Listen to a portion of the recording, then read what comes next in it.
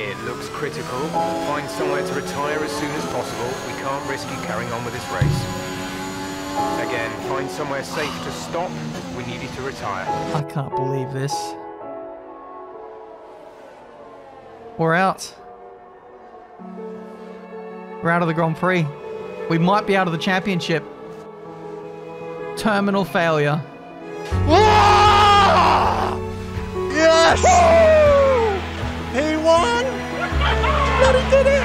Mate, that was amazing. And for anyone who thought I left, I never left.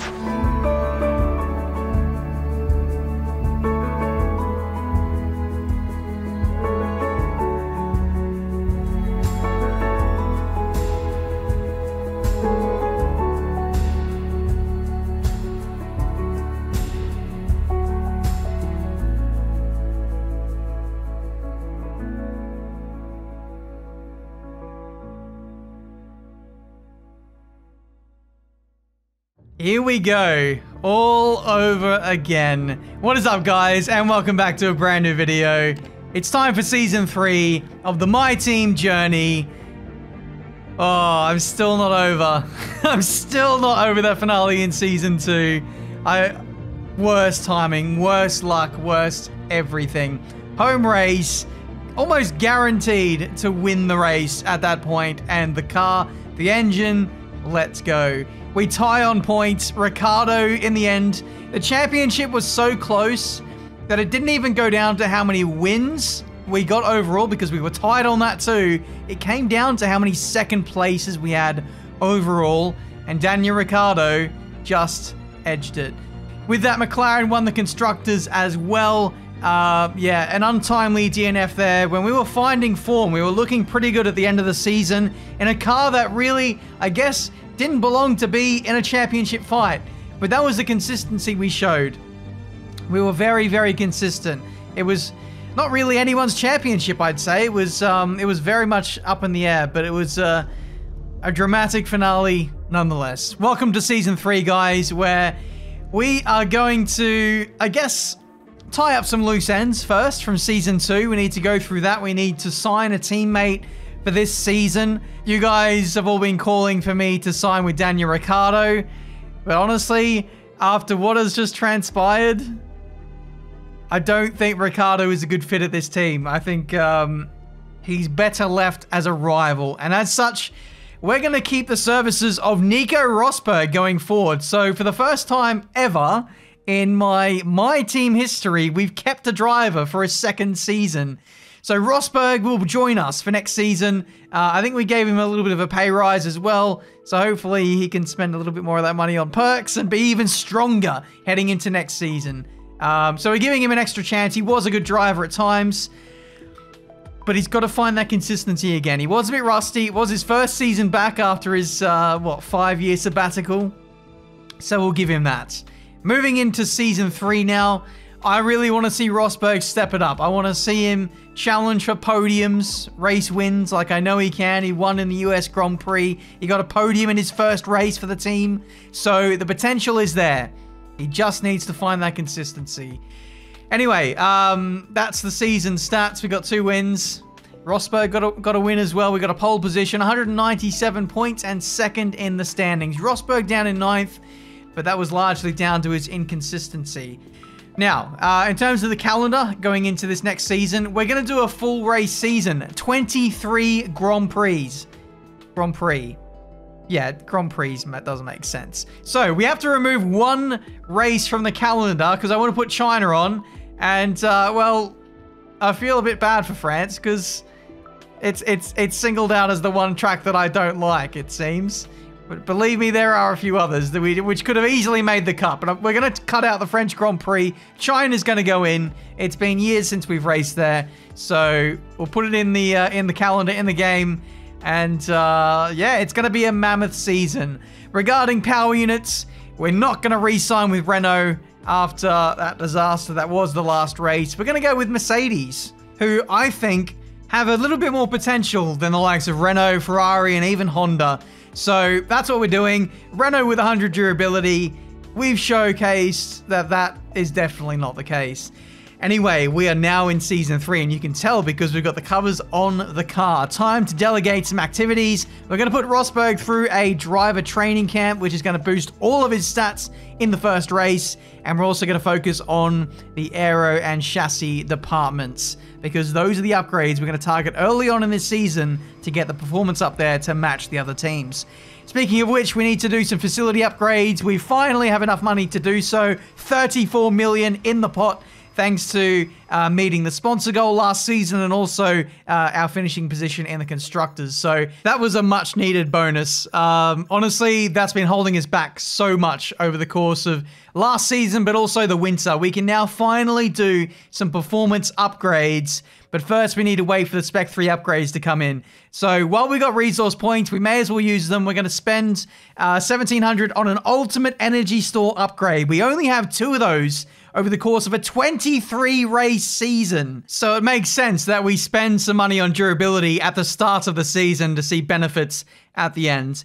Anyway, here is how the performance looks in Season 3. No regulation shakeup. Mercedes are even stronger than where they left off in Season 2. Everybody improves basically, apart from myself, Marduk Motorsport, and Alpine. The 3 back markers and Aston Martin haven't improved either. So it's going to be even tougher for us to fight for wins, for podiums, and be in this championship fight. But thankfully, we have time on our side to improve the facilities, to improve the car, and hopefully show our consistency up against some of these big teams. That's what we're going to lean on in this season of career mode. And with the Mercedes, we know how reliable those engines are from co-op. So I'm looking forward to the season. It's time now to see the brand new car.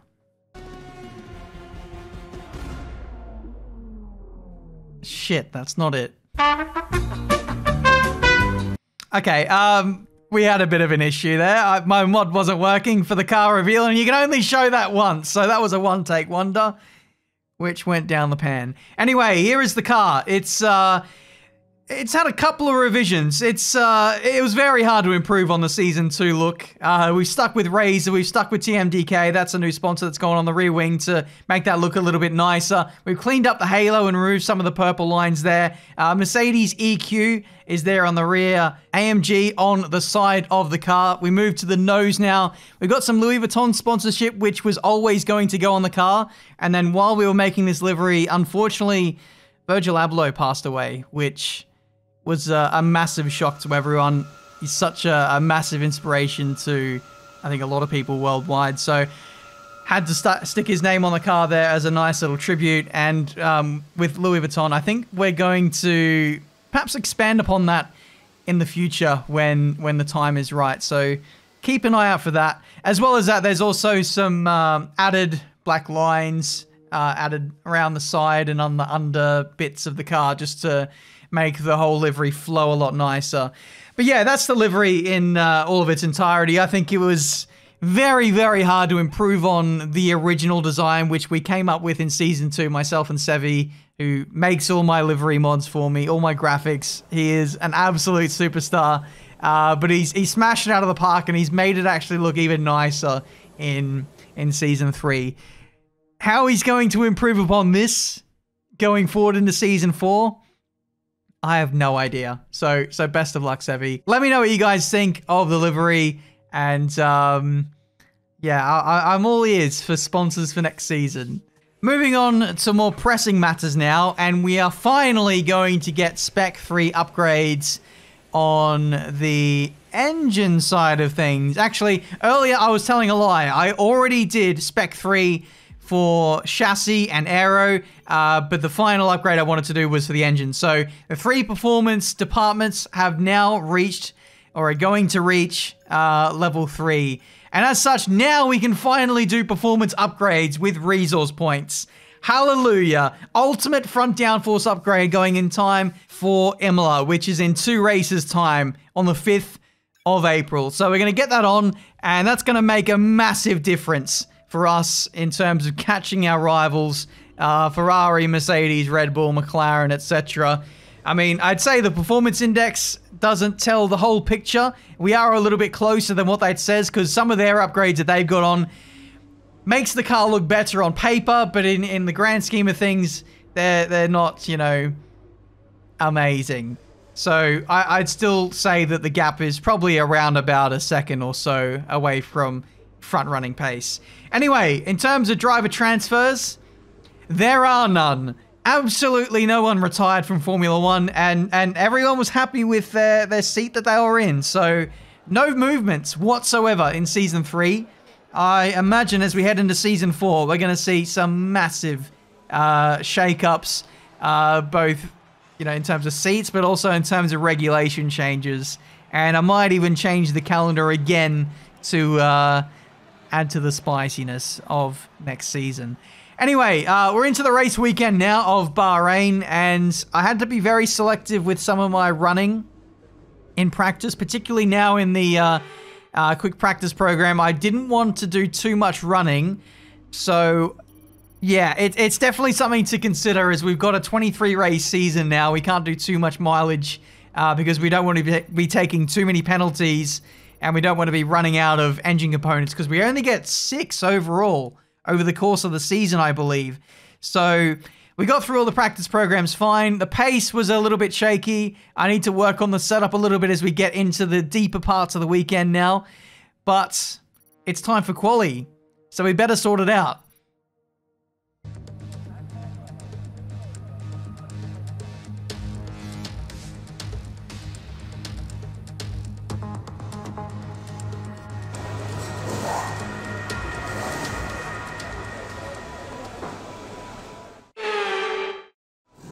Okay, here we go for qualifying for the Bahrain Grand Prix, first race of Season 3. Now, the setup issues I was talking about was this right here, the aero. It's 810. To me, that looks like a very outdated philosophy of having higher rear wings than the front.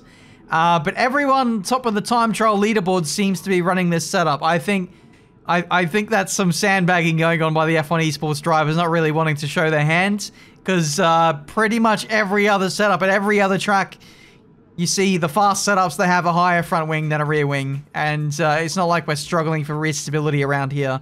So I don't get that. We're running 9.7 for this race weekend with the option to go up to 10.7 wings. Which I think is more than doable with this car. We do have the stability to counteract that. The only place where the car is a little bit unstable is this little left-right. We cut away from that. Thank you, Ben, for missing that out. But it's the uphill left right-hander. Sometimes if you take a really tight line into that double right-hander, at the end of Sector 2, you might be heading towards a spin, but for the most part, it's actually okay. But what's not okay is the pace. The pace of the car is only good enough for P19 or something after the first run, so that's not great. We're going to lower the tyre pressures and hopefully rule out tyre temps from holding back our performance, but I honestly don't think it is.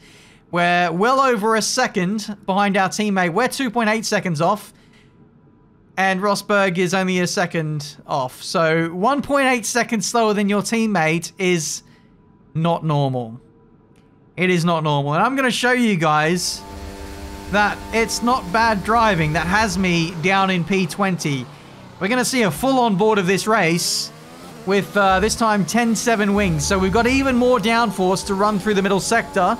It's not like we're actually slow either in the speed traps, because high downforce setups are what make you fast on this game.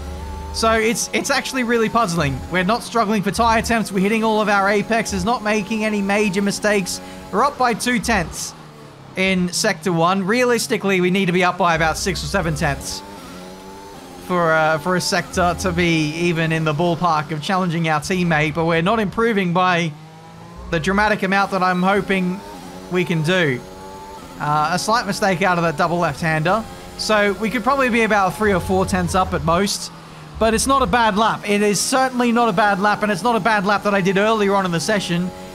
I think something is a little bit amiss here. Something is definitely off with the pace of the AI in this qualifying session. Only a tenth up, and you can see just by how close I am to my previous best that this is the performance of the car. With this setup, with me driving, there's nothing more in it. Across the line, are we going to get out of Q1? No is the answer. It's only 19th place. in a brand new season, brand new engine, same wear for everyone else. I don't know where the pace is. We're 1.6 seconds off our teammate. Strange. Very, very strange. If we find a 1/10 of a second, we're through to the next part of qualifying. But yeah, very odd. I think maybe AI quality time simulation glitch. It always becomes more of a problem the more upgrades that people have on. So it's a weird one. We're at the back of the grid, and yeah, that's not the way we want to start the season. We've gone from challenging for championships to back markers in only one winter. So we've got it all to do in the race. We're going to start on the medium compound tyre and see if we can fight our way through the pack. Tough luck there. It's not quite where we'd want to be on the grid, but chin up, it's not the end of the world. Months of rumour and speculation all come to an end today as we return to racing for the opening event of what promises to be an enthralling season. Welcome along then to round one of this year's Formula One World Championship. A new season then, a clean slate where anything could happen. Anthony Davidson is with me today as we get another year of Formula One underway. We're into those tense few minutes before the first race then. Everyone's a little bit nervous about reliability. They haven't been running in the hot, turbulent wake of other cars in practice, and they've not been pushing at 100% for long durations. Let's hope no one has to deal with any nasty surprises.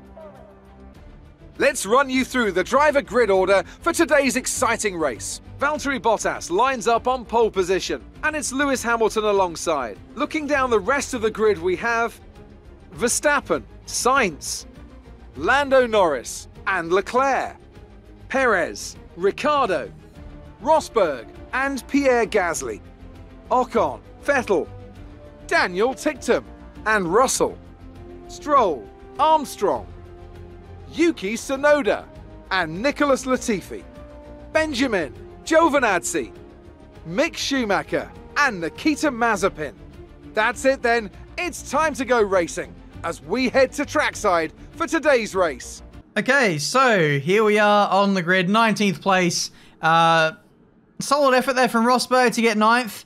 But yeah, I guess that pretty much confirms the pace of the car. He was 1.1 seconds off pole position in the end. In terms of the race, it's going to be tricky. We've had less running than what I'd ideally like. I would have loved to have had a Q2 and a Q3 session to really get to grips with this car even further, but that's not the case. So it is what it is. Medium compound tires, I think, for the start of this race. We're just going to check what everyone else is going to do. And yeah, that pretty much confirms that the best strategy to be on is on the mediums. It's quite close between a 1 and a 2 stop. I'm not so sure now with everyone's tire wear upgrades, but even still, you want to be on the medium when you're this far back, just to give yourself options later on in the race. And we're probably going to box for softs to maybe go for a faster sap or something. I think it might be possible if everyone else is on hards, for example, trying to stretch to make a one-stop work. Anyway, 5 red lights, and we are underway for Season 3 of the My Team journey. Let's hopefully make a quest for the title, shall we? And we've certainly got an uphill battle as we head into Turn 1. We get up the inside of many drivers there. Tsunoda, Stroll, Russell, all alongside us there. We try and get the better of those guys on exit. We do get past Russell. Stroll will be next if we can force him to go defensive into Turn 4, which we're managing to do. Round the outside on the medium compound tires. If we can put ourselves as the best placed medium runner, that would be great going forward. So I guess Ocon and Vettel are the targets, as you can see. Oh my goodness. Oh my goodness. Nearly crashing out on lap 1, it seems, with a massive moment over the curbs. Here's the replay. I guess my line of sight was a little bit distracted there, got caught up on the curb, and unfortunately, yeah, I lost a bit of momentum and probably some tyre attempts going out the window. But we managed to compose ourselves, get back in the rhythm, and now we can fight for some good positions here. Dan Ticktum in the Williams in P12. What a superstar in that car. The Williams is actually pretty decent these days. They are climbing their way up the performance index. So they're sneaking their way towards the front again, and it's great to see.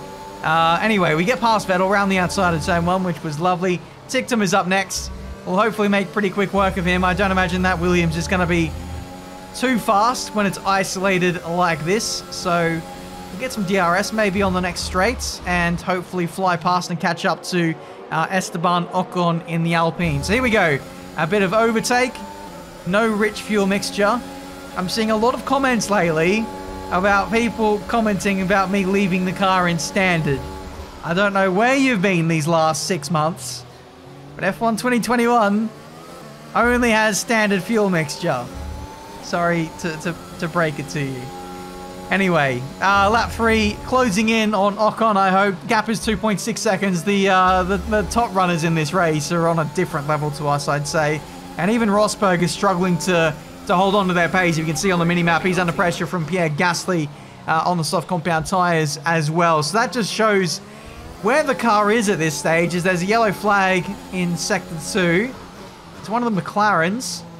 It's Lando Norris, who's just stranded on the racetrack. The safety car has been deployed for what I imagine is Lando having some kind of issue. I don't know what's going on there. He's got no front wing damage.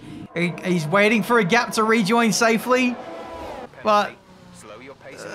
oh my goodness! Lando's been disqualified. Did he never move?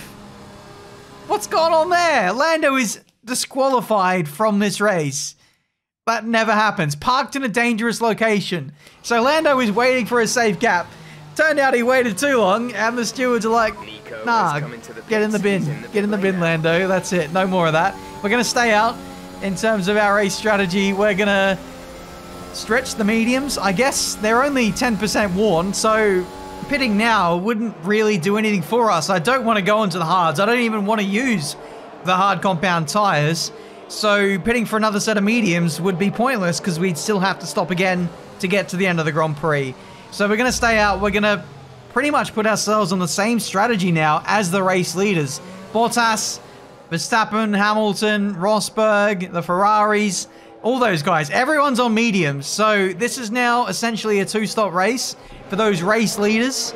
Unfortunately for the double stackers, the likes of Hamilton, Sergio Perez, they're at the back. They are right at the back. And Bottas is at the front here. Effectively, myself and Ocon are the race leaders because everyone has to make another stop to get to the end of the Grand Prix. We're underway now for green flag running. Esteban Ocon leads the Bahrain Grand Prix from the restart, but the race leaders are on fresh medium compound tires. I can't stress that enough, that those guys are going to be so fast compared to us. There's a yellow flag. We got up into overtake now, and look at Bottas breezing past us like we're standing still. Okay, focus. We need to stay That's absolutely ridiculous. We nearly ran into him in turn 4, but thankfully I don't think we did that. Here's the replay. Bottas on the overtake so early on in the corner. That is confidence, that is grip, that is traction, that is everything you need in a front-running car, which we don't have at this stage. I mean, I'm barely at full throttle when Bottas is on the overtake button. So that just shows, I think maybe we need to do some weight redistribution upgrades to make the chassis balance a little bit nicer. Look at that. That's just traction, that's grip, that's straight line speed, those are all the things we don't have currently in our car. They're on another level, the Mercedes and the Red Bulls. I mean, and I guess you could say the McLarens and the Ferraris as well, because they're at the same level as those guys. But yeah, a bit of contact there for the race leaders, Ocon and Bottas. No damage done to the Alpine, and they're able to press on. We've utilised all of our ERS on that lap in an effort to stay with Verstappen and catch up to Ocon. So with these guys battling, hopefully I'll be able to get Ocon's place, and I'll be effectively third in this race. Imagine that, with this car even further away from the front of the grid in terms of natural car pace, it would be pretty monumental for this championship. That's all I got to do, essentially, to be in the running to win this championship. Like in Season 2, we need to be consistent. When these guys, the Ferraris, McLarens, etc., they're all down the order. Lando's been disqualified from this race, and Daniel Ricciardo, I think he double stacks. So a lot of teams, a lot of drivers are in the mud at this stage.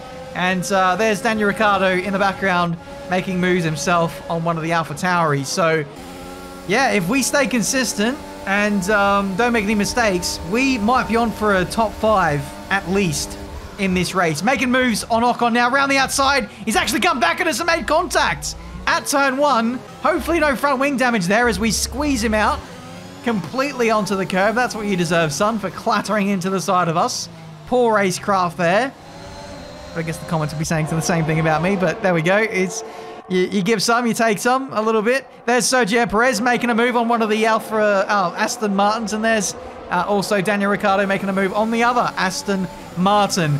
Meanwhile, Rosberg, at the exact same time as those two moves happening, gets a move done on, who is that?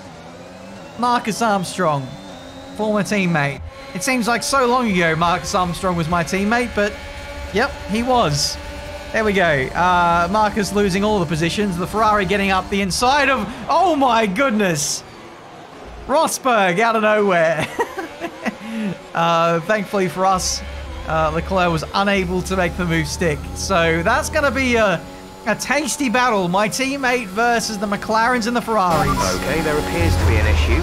We're currently investigating. Oh no. Oh no, Jeff, this is too soon. This is far too soon.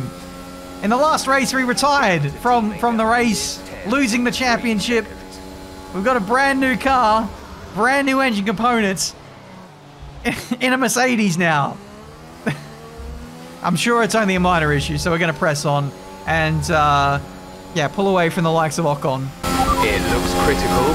Find somewhere to retire as soon as possible. We can't risk you carrying on with this race. This is serious. We need you to retire as soon as possible. Well, I stand corrected then. We're out. We are out of the Bahrain Grand Prix. We start off as we left off in Season 2. What is going on with that? I retired. Why? Just why?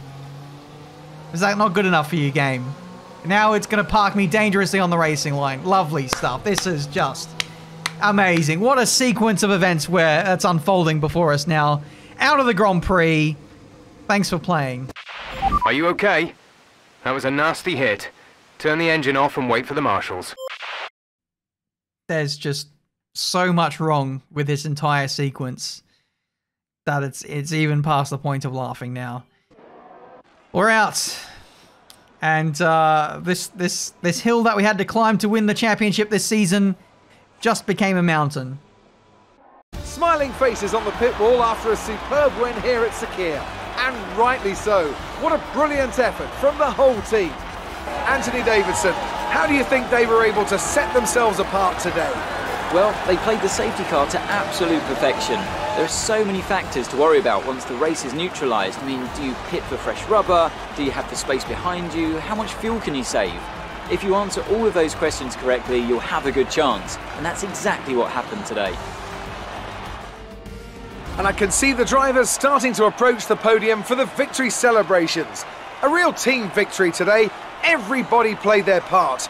Congratulations then to Mercedes, your race winners today. Well, that's pretty unsurprising there from Mercedes getting the win. From Verstappen, Carlos Sainz, the lead Ferrari, bringing it home in third place. I do wonder, without that engine failure, whether we'd be up there on the podium as well. Guess we'll never know now. But, there we go. That is not the ideal start to the season, is it? In a 23-race season where, you know, reliability is so crucial, where engine components are at a premium, we've just lost one of them. A brand new engine component, I'm not sure which. I hope it's not an ICE, but we've lost something down to that failure. Rosberg getting P6 or P7 there. Great recovery from him to come from the back in that car. So with that, we're holding on to P5 in the Constructors, so that's a good start, but we've got a long way to fight back in this season. Well, things didn't really go your way today. Let's have your take. Could you comment on the technical problems you had during the race? Car broke. That's all I have to say, really. Your teammate beat you today. Was it a setup issue or something else? Something else. It must be crushing when something goes wrong that's entirely out of your control. Yep, it is, and unfortunately I'm getting a little bit too used to it now. Let's hope we put our reliability dramas behind us. Your teammate seems to lack the aggression required to make any significant gains out on the track. Or is that part of the strategy? Did you even watch this race? Nico went from like last to 7th in that car. I think if anything, he deserves to be commended. That was a great comeback. Much needed points for us as a team. Appreciate your time. Thank you. I hope you never interview me again. But there we go, guys. That has been an amazing start to the season. I'm sorry if I'm lacking the enthusiasm.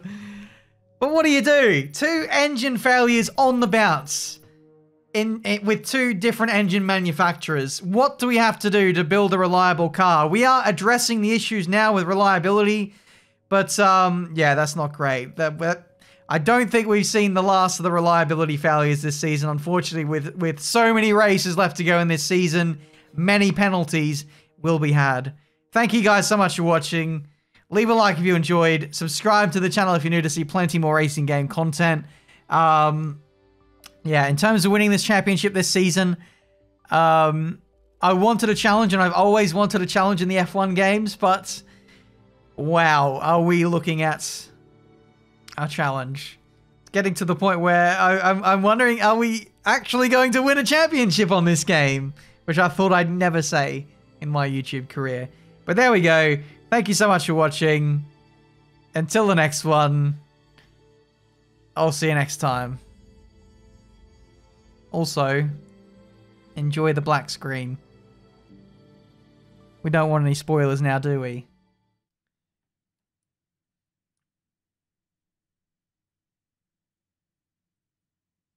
So what are you guys having for dinner? Or breakfast or lunch? Whenever you're watching.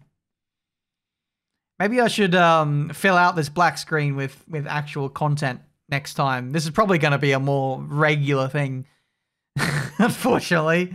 So let me know. Should I do a Q&A in these segments, or should I chuck in outtakes or something? I've got plenty of those, which never see the light of day. Let me know. Cool. Just filling. How many minutes ago did I retire? I'm just... Screw it. I think this is just going to be the filling. Just me talking for 5 minutes. Let's see. We're on 32 minutes and 40 seconds now. The retirement was on 26 minutes. So we probably want to make it look like we want to get to about 36 minutes. Show a solid 10 minutes after the reliability thing happens, where, you know, oh yeah, nothing will happen here. Like, it's going to get to the end of the race. It's going to be a normal race. I mean, surely, like, no one's going to assume that I'm going to retire in the first race of a new season. But that's happened. It's happened. Yep, it has. Got any plans for Christmas? No? Yes? How's the quality of the video? Was it good? Did you enjoy it? Was the quality better than the quality of my engine? I'd love to know. Is my microphone okay? Hope it is. Quality okay? Anything you want to know about the F1 game? Let me know. What is this video? I know there's going to be some people that actually stick around this whole time. Please feel free to click off. You don't need to stay. But I appreciate the OGs who are here. All 3 of you.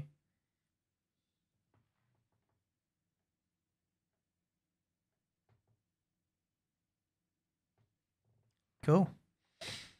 Got a new camera recently. Can't wait to test that out. Might do a car vlog or 2. We'll see. Going to Abu Dhabi for the finale. That's a very, very anticlimactic way for me to announce that, but yep. I think that's going ahead. Looking forward to it, actually.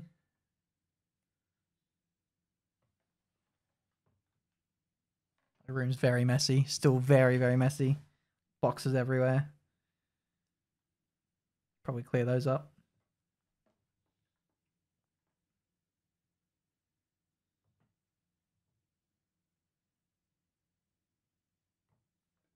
Bought a camera bag for my camera and lenses. This is great content. I think this might be the best 5 minutes my channel has ever seen. The best content since that other 5 minutes in the last career mode video. Lovely stuff.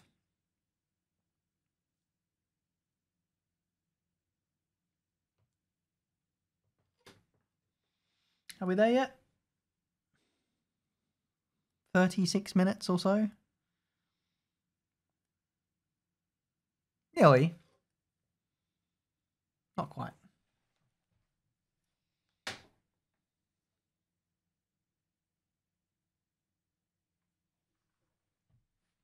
Not quite. Oh, we're at 36 minutes now. I should probably end. I think I will. Thank you guys for watching. I'm about to show you a clip now where we get jinxed at the start of this race. So really this is Codemaster's fault. Anyway, here's the clip. Everyone's a little bit nervous about reliability. They haven't been running in the hot, turbulent wake of other cars in practice, and they've not been pushing at 100% for long durations. Let's hope no one has to deal with any nasty surprises.